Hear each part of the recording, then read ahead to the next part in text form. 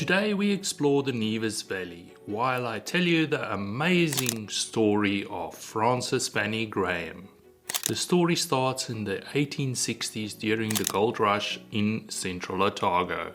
Join me as we look at the remains of the numerous stone buildings from the gold mining days and see the perseverance and ingenuity of the early pioneers. My name is Marcus Wyatt. Join me as I share my passion for four-wheel drives and travelling to the remotest parts of New Zealand.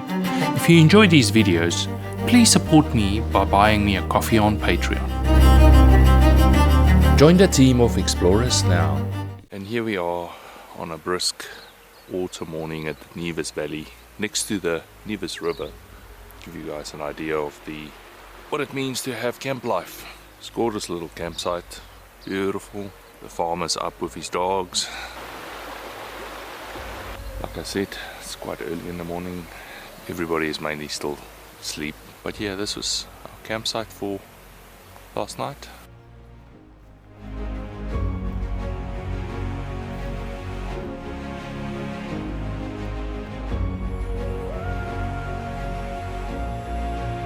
And here the boys off to the river to try their luck.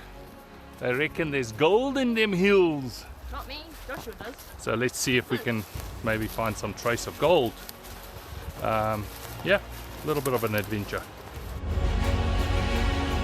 Early European settlers farmed the valley, starting in the 1860s, and in October 1862, gold was discovered by prospectors. Efforts to keep the gold find a secret failed, and so began the Nevis Valley Gold Rush. The first Nevis Township on the eastern bank of Commissioners Creek provided services for some 1,500 miners. In 1862, 60 businesses lined its main street. At the peak of the rush in 1863, the population in the valley were estimated at exceeding 23,000 people. At the time, more than twice the population of Dunedin. Andrew Graham arrived from Ireland in the mid-1860s to search for gold. He sent for his wife, Fanny Graham, who sailed for Dunedin in late 1865. Fanny and her 3 children travelled from Dunedin to Clyde with the stagecoach, where she was met by Andrew. Then together the family walked the rest of the way to the Nevis. On their eventual arrival in the valley, Fanny discovered Andrew had made the family a home beneath a rock shelf.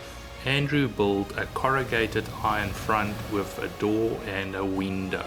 Andrew departed the Nevis Valley in 1876, leaving behind his pregnant wife and 5 children. At that stage, the family was still living under the rock. Just after he left, a downpour loosened the rock roof, and the family had to leave, finding accommodation in 2 little stone huts at the Upper Nevis, at the southern end of the valley. The family survived.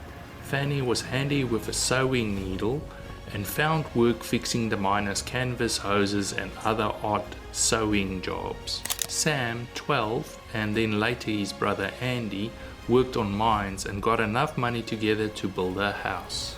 5 years later, Andrew, the father, came back from Australia, but the 2 sons met him at the top of Garrick Range and gently told him that the mother had been through enough.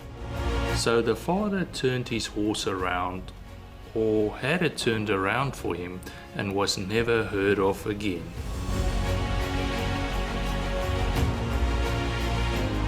The Nevis has a rich gold mining history, with many a story of fortunes made and lost, and of relationships that cooled as markedly as the winter's air in that valley. The Nevis Valley had a community until the mid-1950s. After the Nevis Hotel closed in 1952, that signaled a great exodus from the valley. The school closed shortly afterwards.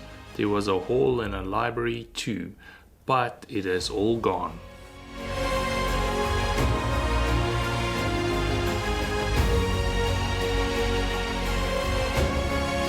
Today only the family at Ben Nevis Station occupies the area, so it still feels very isolated.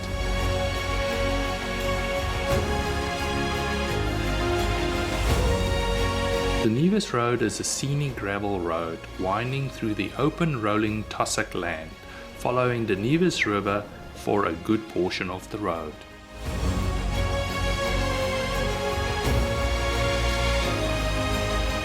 A few river crossings add to the character of the road, plus it has some magic high altitude views.